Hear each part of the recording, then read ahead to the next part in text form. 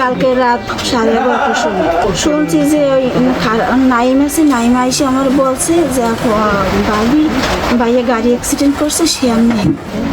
তখন আমি কান্না করছি।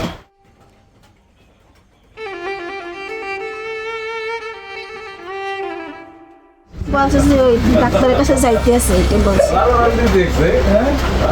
যে ওই হাড় নিয়ে অপারেশন হয়েছে আর একটা ছোট্ট অপারেশন হবে, এটা বলছে যে এইটা ড্রেসিং করে আসি আর ওই ড্রেসে অপারেশন করে আসি, এটা বলে গেছে। আর কিছু বলো শুনছি কালকে রাত 11:30টার সময় শুনছি যে ওই নাইম আছে, নাইমা এসে আমার বলছে যে ভাইয়া গাড়ি অ্যাক্সিডেন্ট করছে, সে আর নেই। তখন আমি কান্না করছি। 2017 সালে গেছে। হ্যাঁ আসছিল, মার্চের 10 তারিখে গেছে।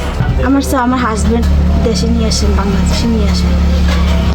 আমার হাজব্যান্ড শুনছে যে গাড়ি অ্যাক্সিডেন্ট করছে, মারা গেছে, কীভাবে বাংলাদেশে নিয়ে আসা যায় এটা নিয়ে আসেন আপনারা, যেভাবে পারেন একটু সহযোগিতা করেন। আমার মেয়ে আছে একটা, আর আমি আছি, আমার ফ্যামিলি আছে। আমার হাজব্যান্ডটা যেভাবে পারেন নিয়ে আসেন বাংলাদেশে। আমার বাবাকে বাংলাদেশ আনার জন্য সরকারের কাছে এটাই আমার দাবি। সবশেষ আমার বাবার কাছে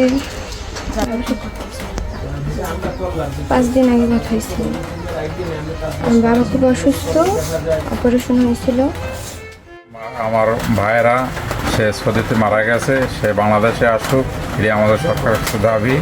এবং ক্ষতিপূরণ সহ যদি আমরা আর্থিকভাবে কিছু পাই, এটা সহ আমরা পাইলে আমাদের এটাই সরকারের কাছে দাবি।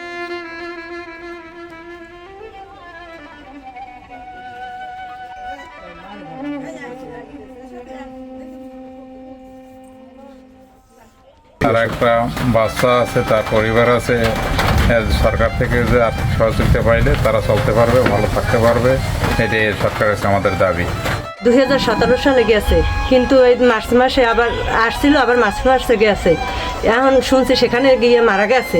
আমরা চাই জানি আমার বোনাই দেশে ফিরে আসে, আমার লাশ তার একটা মেয়ে রাখতে গেছে, মেয়ে জানি তার বাবার কবর দেখতে পারে, স্ত্রী জানি তার কবর দেখতে পারে। আমরা চাই এইটা জামাই জানি দেশে লইয়ে সকালে সরকার একটু পাঠাইয়ে দেয়, সরকারের কাছে একটু আবেদন করলাম। তার মাইয়ে আছে, কান্দাকাটি করে, বাইজিও কান্দাকাটি করে, সরকারের কাছে এইটু আমার আবেদন। বাসায় ছিল 2 দিন, বাসায় থাকার পরে ড্রেসিং করার জন্য আবার মেডিকেলে গেছে। যাবার সময় মানে রোড অ্যাক্সিডেন্টে আমার দুলাভাই মারা গেছে শুনছি। শোনার পরে এই কালকে রাত্রে শোনা গেছে যে রাত্র 11টায় আমরা সংবাদ পাইছি যে মারা গেছে। আমি চাইতেছি যে আমার দুলাভাই যেন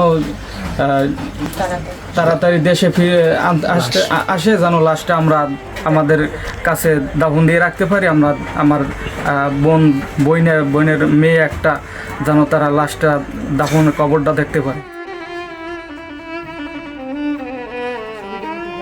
ওনার লাশ আনার জন্য প্রসেসিং চলছে, কিন্তু বাংলাদেশেও কিছু কাগজ পেপারস দিতে হইবে। পেপারসটা পাঠানোর পরে ওখান থেকে একটু তদবির করতে হবে, তদবির করার পর ইনশাল্লাহ মাসখানেকের ভিতরে বাংলাদেশে আসবে।